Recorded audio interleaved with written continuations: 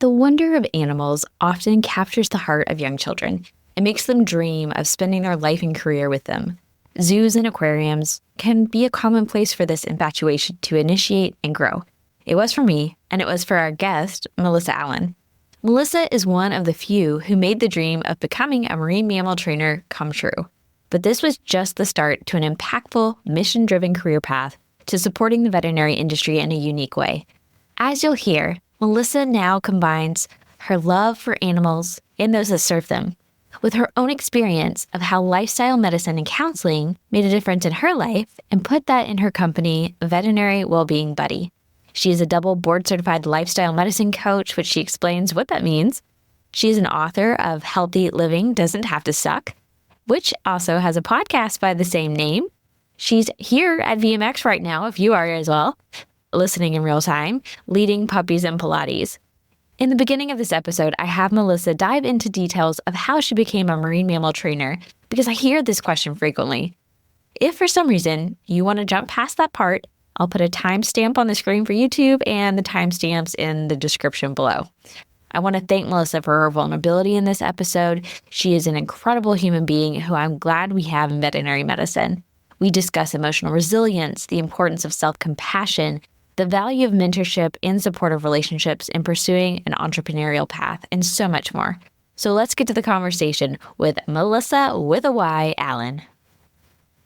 My story actually starts way back in the day when I was 4 years old, and my parents took me to SeaWorld San Antonio because we were living near Houston at the time, and saw all of the educational presentations and got to touch a dolphin for the first time. And I really have this really cool picture of my mom like holding me over the wall while I'm like reaching over and touching the dolphin. And that was the moment I was like, all right, I'm going to do this someday. And I was one of those crazy kids that was actually able to make it happen. And there was only a brief time that I kind of steered towards veterinary medicine, and then it just came right back to the marine mammal training. So animals have definitely always been a huge piece of my life. Also had a golden retriever growing up named Ranger that we rescued when I was about 5 years old, and he made it through to my senior year of high school. So yeah, he was like my brother growing up because I don't have any brothers or sisters. I'm an only child. So Ranger was like the one constant through my childhood. Yeah, seriously, from kindergarten to high school, that's aw. Yeah. Well, and I think I confessed to you as well that, the dolphins were my original dream very early on. And I went to SeaWorld career camps and all of that. So completely understand the dream. And in fact, I think I told you the story too. At one of those career camps, they take you to one of the big pools where the dolphins are normally. The dolphins were back, right? Right, yep. But they walk you by the pool, and there's this big diving board that is super, super high. And they say, if you want to be a dolphin trainer, you have to dive from that into the water. And I, in an instant, said, well, I guess I better look at something that's a little adjacent because that terrified me. Yep. You're like, nope, that's not for me. Thank you. But I do know it takes a lot of physical skill to be a dolphin trainer and a lot of other things. And this is a really common dream, I think, for you said you were one of the few that actually become a dolphin trainer. In fact, I just saw a post on the DVM Moms Facebook group about her daughter who just like has her heart set on this. And they're like, help me guys. How do I get her to be the dolphin trainer? I love it. If you don't mind, I would love to spend a little bit of time you sharing your story about becoming a dolphin trainer, how that happened, and kind of up until, of course, we transition a little bit in your career journey. But yeah, please share. How'd you make it happen? Oh, man. I mean, whenever our family would go on vacation, I would look at like, where's the nearest aquarium? Or like, where can I go to see the animals? And I was always the dolphin girly, kind of when I thought about about seeing my future career in animal training, it was, either with the killer whales or with the dolphins.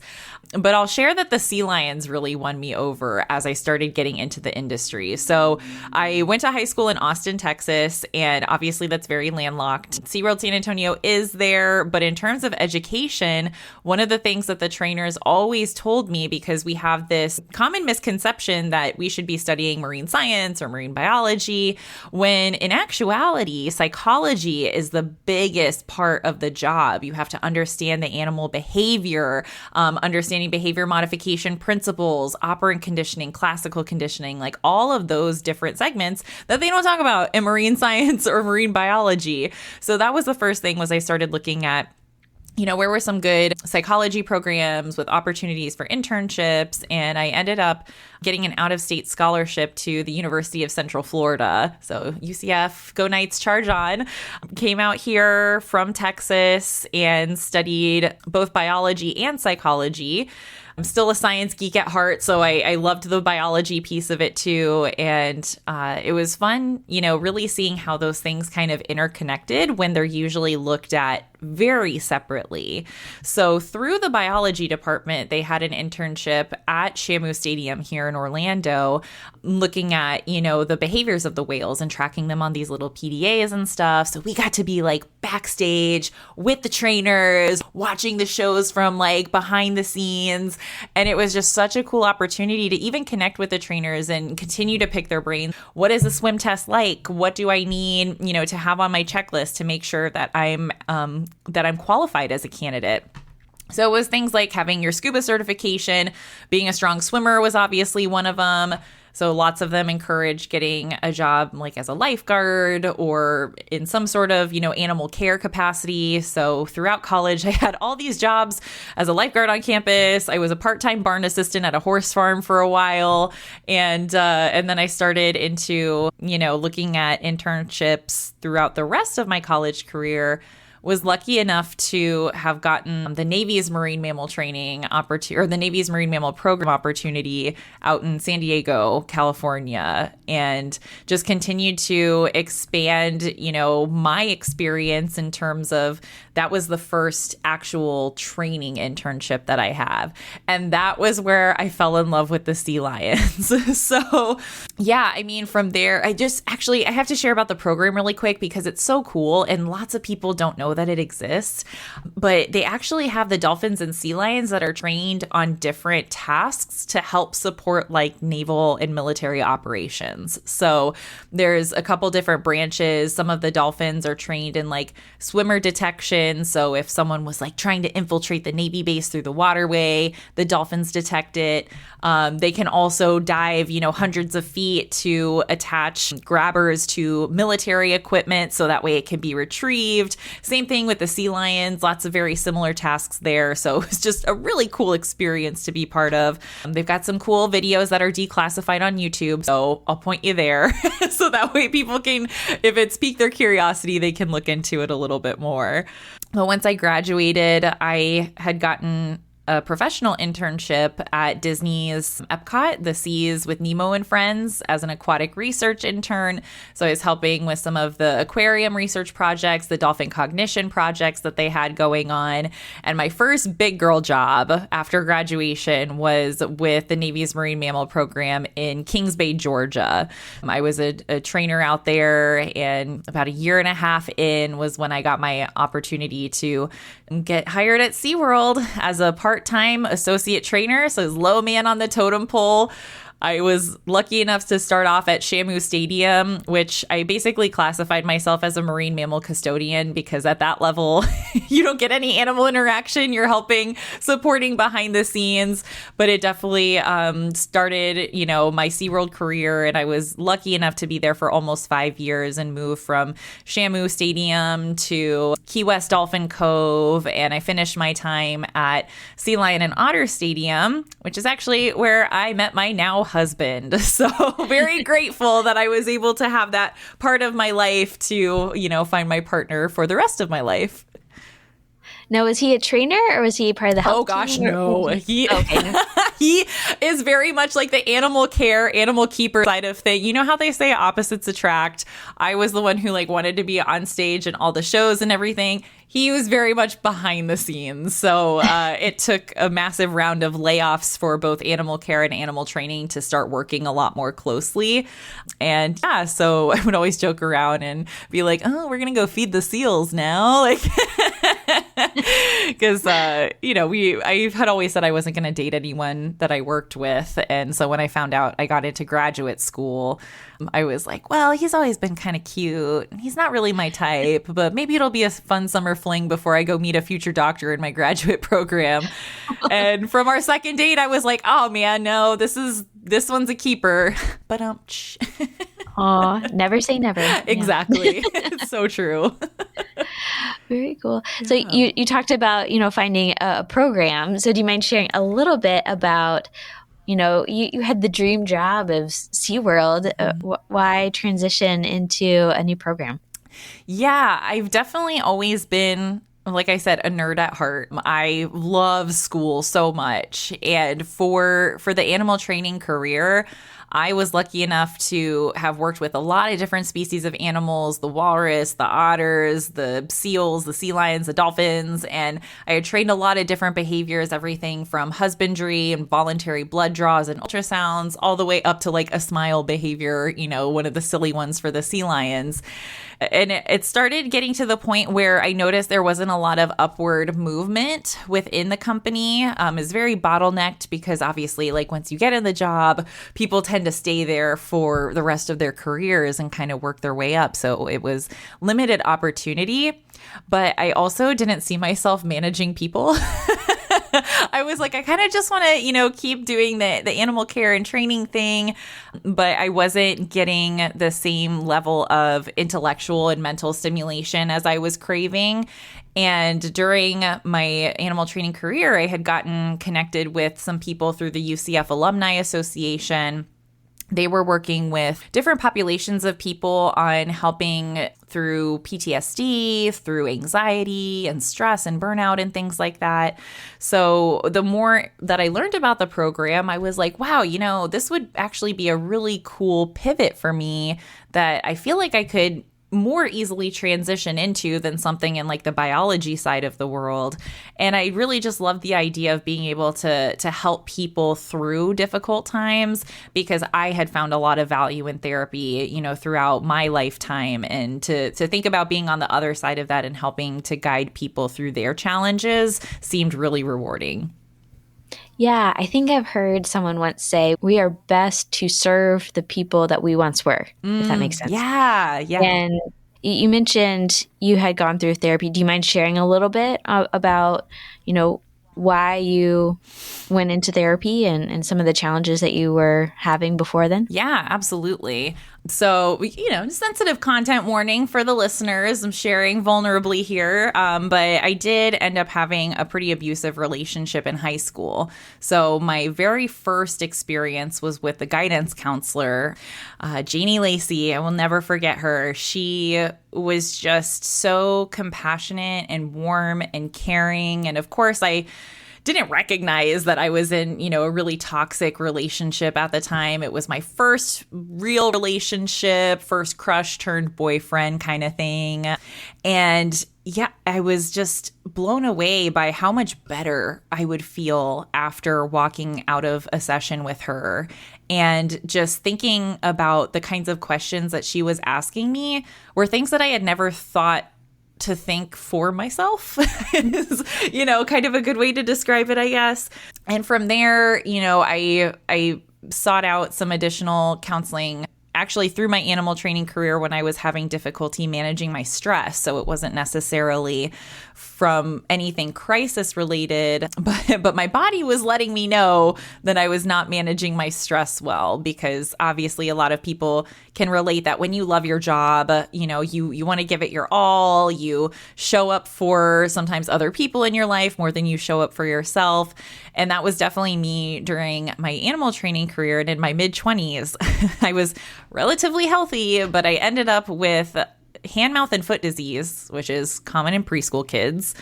and shingles on the left side of my face, which is common in the elderly. So these two opposite ends of the spectrum diseases for a relatively healthy 26-year-old female, they were both stress-induced. And I didn't feel mentally or emotionally stressed, but recognizing that I wasn't letting my body get the rest and recovery that it needed from working out in the sun all day and, being around people and talking all day. So that was the next time that I kind of stepped into to actively seek out services.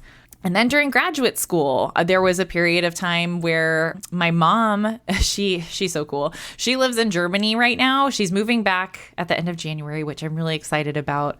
But I jokingly say, she's kind of a badass because she's got like a top secret security clearance, and she gets to, live overseas and work on the military bases over there. So she works in government contracting, but I'm pretty sure I don't know everything that she does on a day-to-day basis. And when she moved out there, it was right when Matt and I had started dating. And my dad stayed behind just for like the house. And he got pretty intimidated thinking about living in another country. So like here was his safe space. But he had always struggled with alcohol use. And during the time that my mom was gone, and there's no one there at home with him kind of like monitoring and stuff, he had a pretty bad instance where he slipped and fell and was having a hard time getting up. So he gave me a call, and I will never forget. It was St. Patrick's Day. I had met up with Matt at SeaWorld after his shift, and my dad called me when we were sitting at the bar having a green beer together. And I was just like, oh my gosh, what do I do? And luckily, I was in the graduate program at the time to where I had the resources that I could, reach out to with one of my faculty mentors who specialized with substance use disorder and get his, insights and how to best kind of navigate it and where the best, residential facility is for him to get treatment. Because a lot of people don't realize that alcohol withdrawal and detox can actually be a lot more dangerous than any of the other drugs and substances out there. Mm-hmm. So it has to be medically supervised. And obviously that hit me hard for a little bit, and having to go and seek out some extra support during that time too was really crucial. But it also helped me recognize that I guess I didn't mention this part. When I got into graduate school initially, it was a straight through PhD program. And so I was having a really hard time that first year. And I realized this is not the right place for me. So I ended up transferring to the master's program. And it was through the work with my therapist to ask me those powerful questions and really help me clarify what I want out of life and what's, not aligned with my own personal values, and finding that better fit for myself to be able to make the difference that I wanted to in my life. Thank goodness for mentors and coaches because Right? Those are so hard. I think especially when we've decided to commit to something, mm-hmm. It's really hard to stop and assess when we're in the middle of it. Yeah. Is this truly what I want to continue doing or not? Mm-hmm. And I think you shared with me as well as I think one of the big signs of maybe this wasn't for you was actually some bad mentorship. Yeah. That they, it's so ironic to me because, you are in a psychology program. Mm-hmm. And if I remember correctly, you were taking time to exercise for yourself, and they were giving you a hard time that you were taking time to do that. Yes. So that is correct. Yeah. Mm-hmm. Yeah, because that's another, piece of my story too, is during graduate school, I fell in love with fitness and teaching group fitness classes. And originally I sought it out because, in my head I was like, ooh, I could get paid to work out. That's a great way to manage my time, and it would be so fun.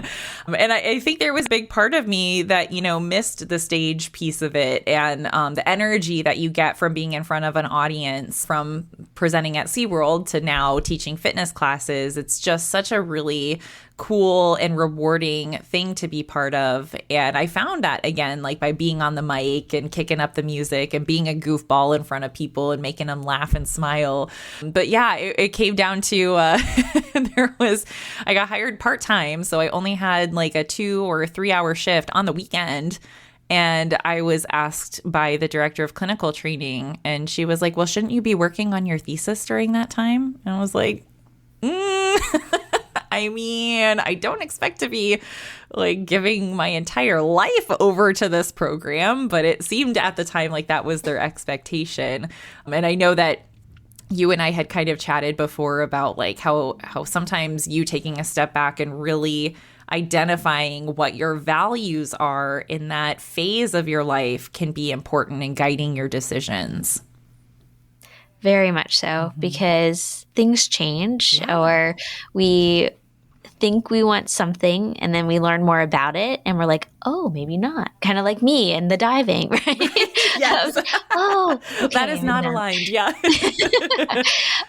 Sorry to take that in a humorous way, but absolutely. I mean, it's really important to do that, because we really do have to find the place that we thrive the best. And if we don't, we may not find the path like you, where you're doing awesome and you're doing so much good things. And I also, when you were talking, I just had the connection too, because you're a speaker, and it seems to come very natural. I read some of your posts, and you love speaking. Oh, yeah. I didn't think about back from your animal training days. We were on the mic. You're not afraid to be yeah. And let me tell you, there's nothing like having to improv on stage in front of like 4,000 people while a sea lion is, like running around on their own accord and having to be like, okay, what do we do now? That was always my favorite show, though. Oh, yeah. And it always seemed to be the sea lion too. It's like the sea lion just didn't want to do it that day. So I remember one in particular, he just wanted to swim back and forth in the moat. That was all he wanted to do. And at SeaWorld, you don't force them to do anything. If they don't want to play, they don't have to play. Exactly. And I always found it, humorous when entertainment would try to give us like show notes about, Gunnar took over the front pool during the lunch segment. And it's like, I don't know what you want me to do, but he's a 700-pound sea lion. Like, if he's not food motivated right now, he wants the pool, and there's nothing we can do about it. So, yeah. You guys did fantastic. It was always very humorous, and we enjoyed it. So I'm glad to hear that. So, also, just comment. Again, just because we do something different doesn't mean we don't take what we learned from that time and move it forward with us into the future. Right. So just like you have improv skills, how to be on a mic, like that has come with you. Yeah. So to highlight some of those things that I think are so applicable to us as we grow in our career journeys.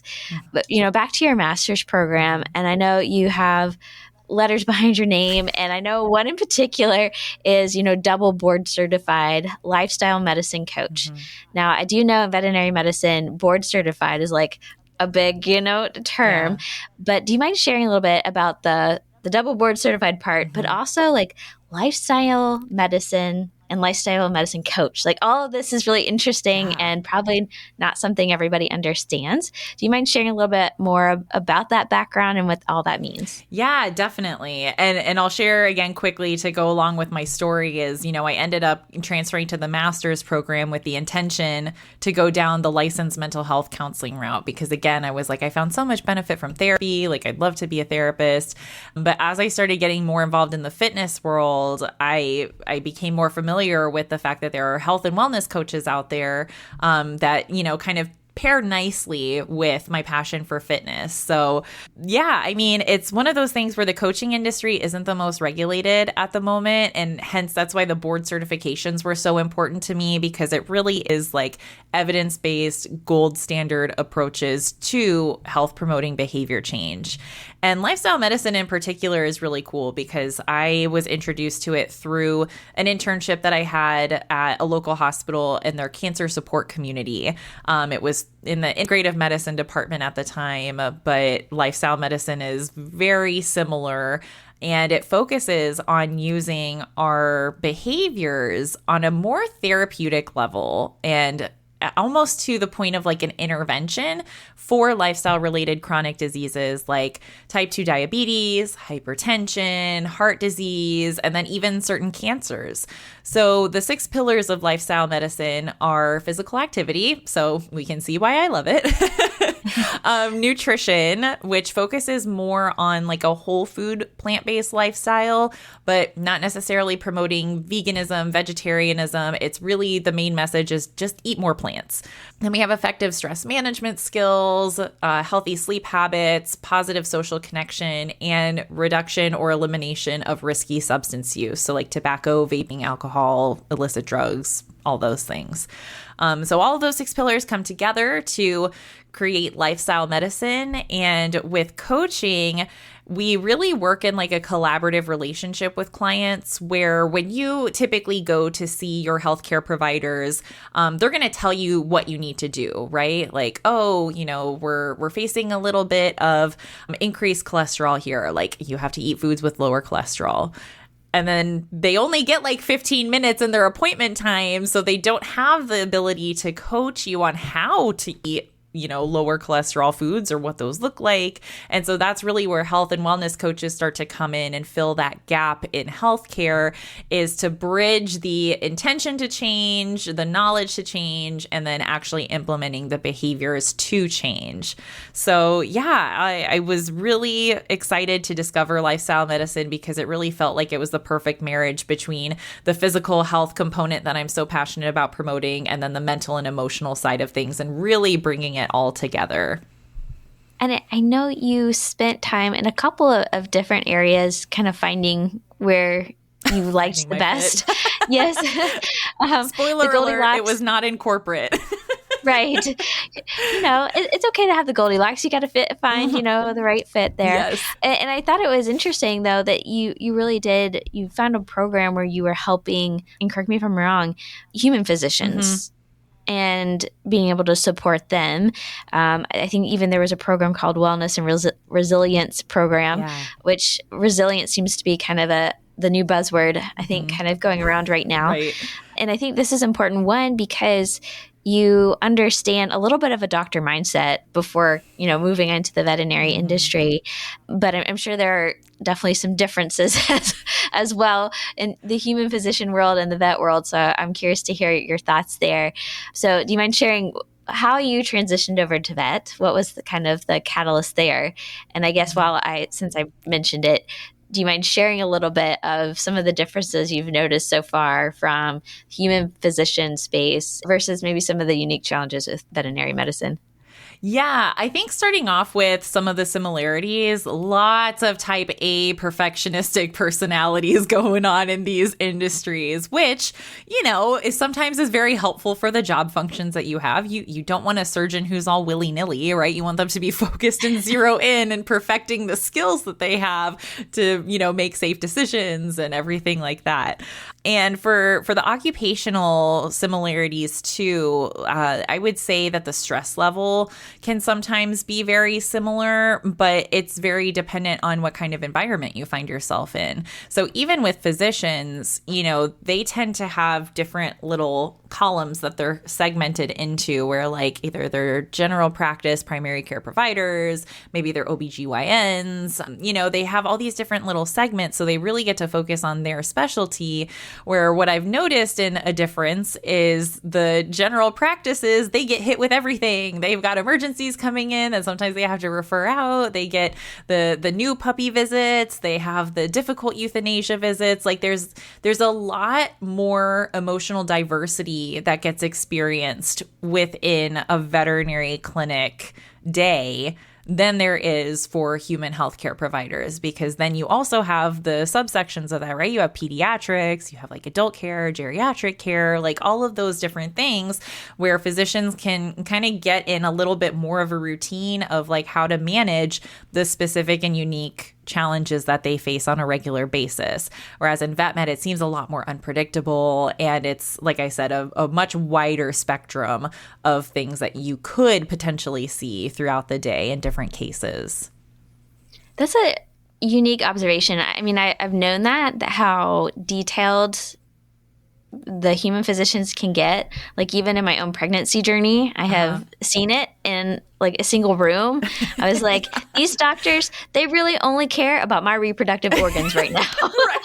Like this nurse just cares about the baby. That's it. They get very, very specific. And so I guess there's a little bit more routine. There's, very probably specific stress, but the way you explained it was so much better. I think that's really interesting. And I think a lot of people have a COVID story, and a lot of times it can be something good comes out of it. I believe that yours does, because you're now here in the veterinary industry supporting us. But do you mind sharing your what you were kind of noticing in COVID and how it encouraged you to come back into the veterinary side and start some new programs? Yeah, of course. In my jobs within the hospitals, it was focused on providing support and teaching about resilience strategies, burnout prevention, all of that kind of stuff. And I found it very easy to go online and do like a quick Google search for resources and handouts and worksheets and free programs and like everything and anything that you could possibly think of that would be helpful for someone to have as a resource. And there'd just be this plethora of things that would pop up from that one simple Google search of like Doctor Resilience Toolkit or Wellbeing Toolkit or something. And I got curious because obviously, from my time in undergrad, I was part of Pre-Veterinary Society because they had all the cool animal volunteering experiences, made a lot of really amazing friends there that I stay in touch with today.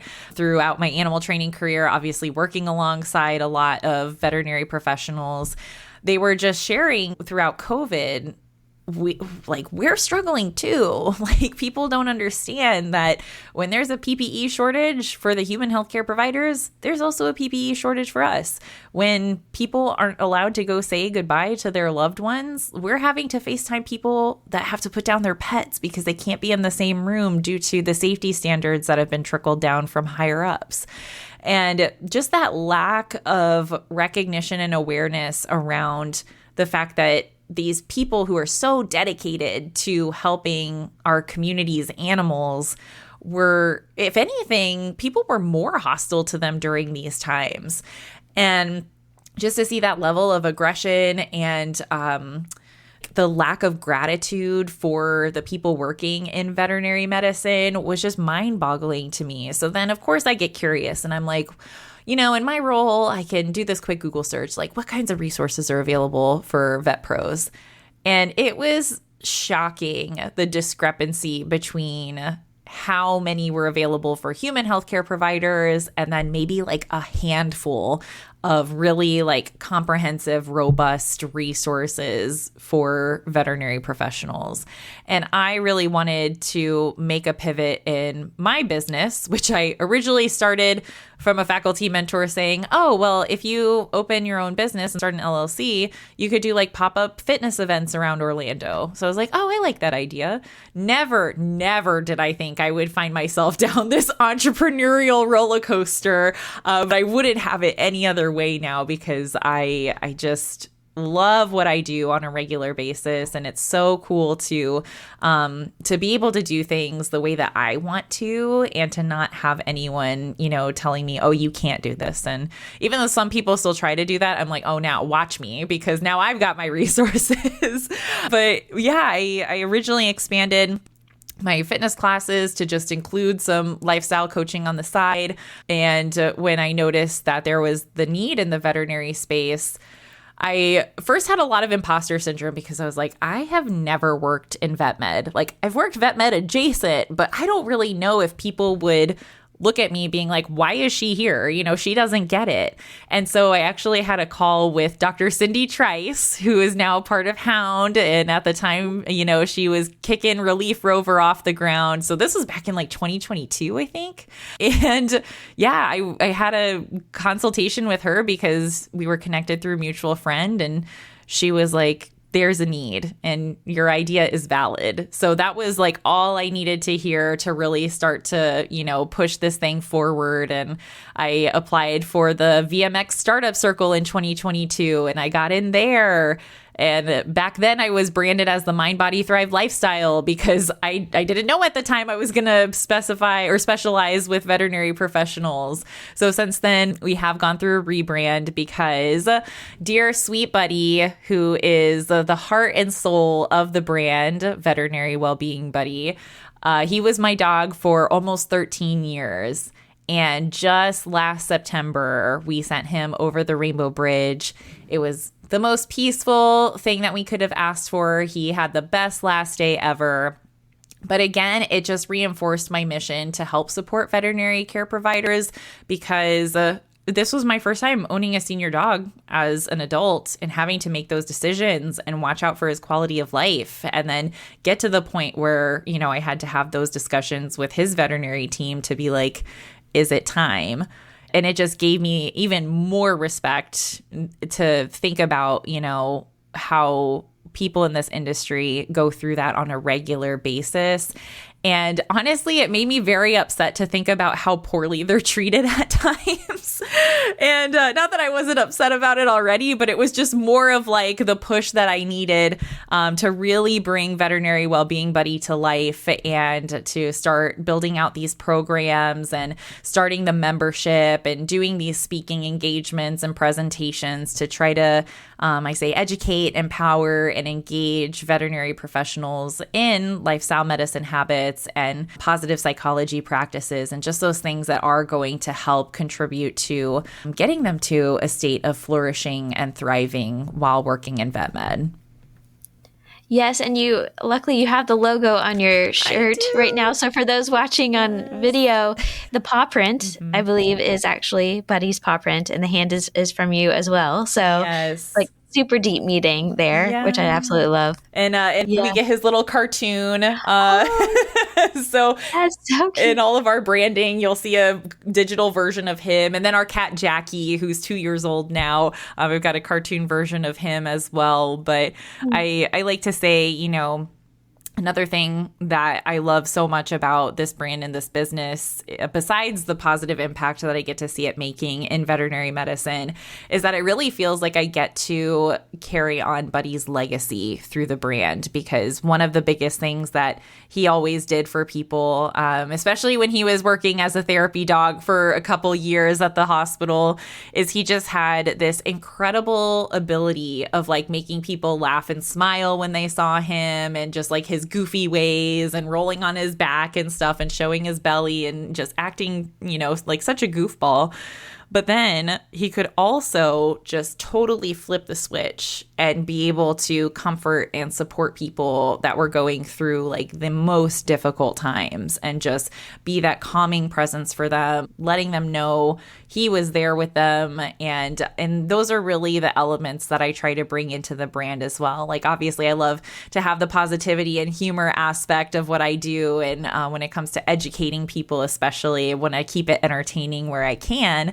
But also, I am able to hold that space for people who might be going through really difficult times. And I'm just really proud that I get to have that honor of carrying on Buddy's legacy through the brand. And I love how it sounds like you are able to really integrate all the things that you really love. Not only your beloved dog, you're still doing fitness. You're going to be at VMX doing puppy yoga, puppies right? And Pilates. Pilates, puppies and Pilates. Yes, so everybody needs to come and do that as well.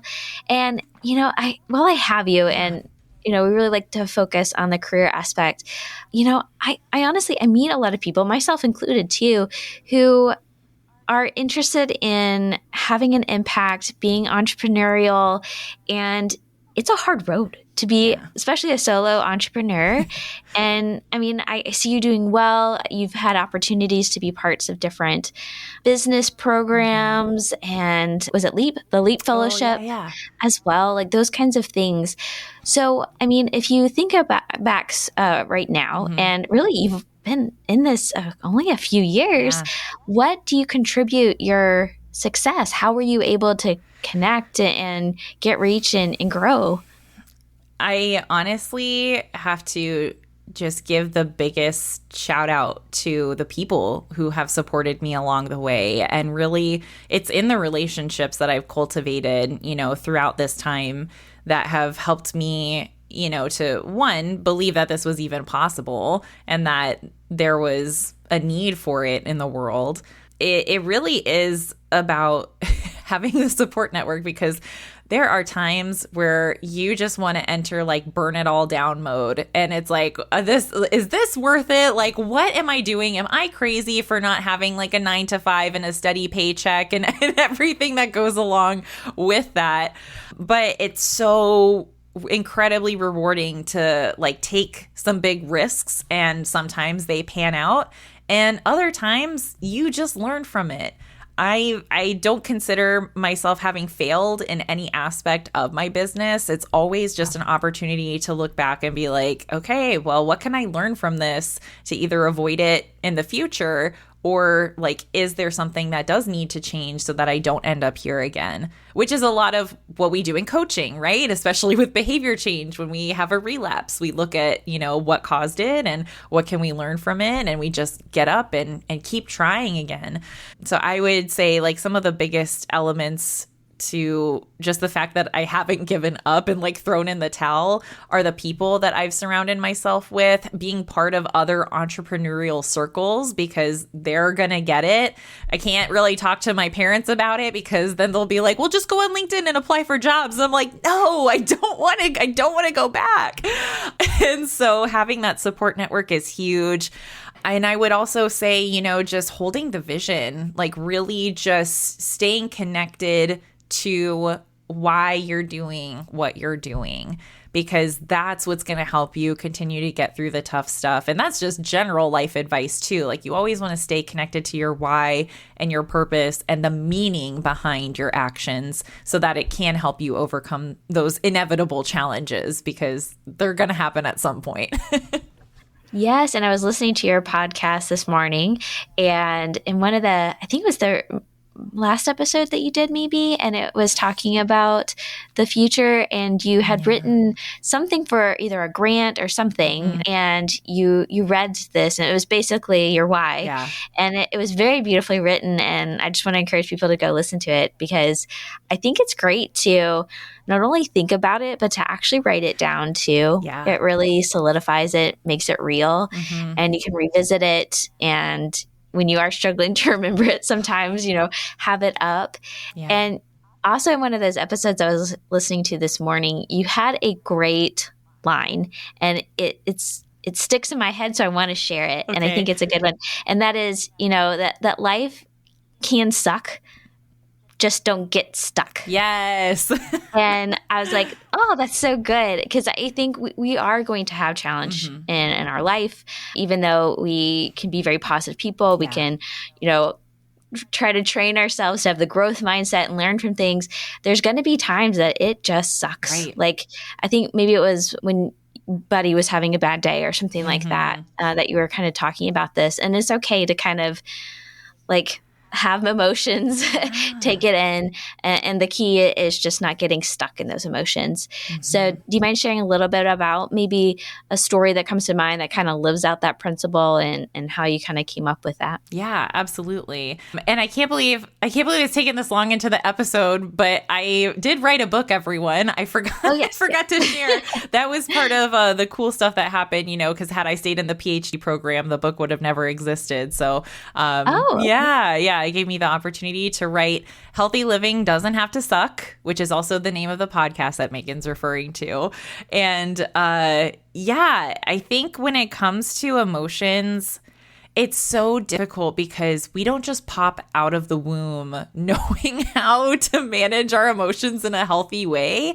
And then, especially as we're growing up, we tend to observe how others are trying to manage their emotions. And sometimes it's not in the healthiest ways, because how we as humans want to avoid discomfort is by trying to escape, control, avoid, or numb our difficult experiences. That was one of the reasons why my dad had an alcohol use problem, was because he used that as stress reduction after a long day at work. But then it just eventually became a habit and a crutch that he relied on for everything. Same thing with, I like to, jokingly but truthfully say that I tend to eat my feelings. So stress eating is a big thing for me.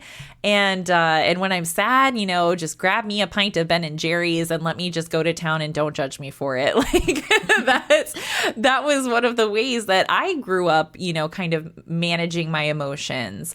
But it really takes us to like step back and look at these choices that we're making, and does it reflect the kind of person that we want to be in the world? And in that moment, it might be helpful for us, but is it really helping us, or is it hurting us in the long term? So thinking about using alcohol to, cope with grief or sadness or stress. Sure, it might numb you out in that moment, but it's literally a depressant. Like, it is going to make you feel worse. And then you feel bloated the next day, you have brain fog. Like it doesn't lead to the most productive version of yourself, the most adaptive way to cope with these emotions. So some of the biggest things that I've found helpful is really learning how to accept the emotion as it shows up. And I always like to say, acceptance does not mean approval. We don't have to be happy when grief shows up for a visit, especially at the most inconvenient time possible. But we have to accept, like, okay, grief is here right now. What do I need in this moment? And sometimes even just naming the emotion can be something helpful. So there's a common phrase in the therapy and coaching world that says, name it to tame it.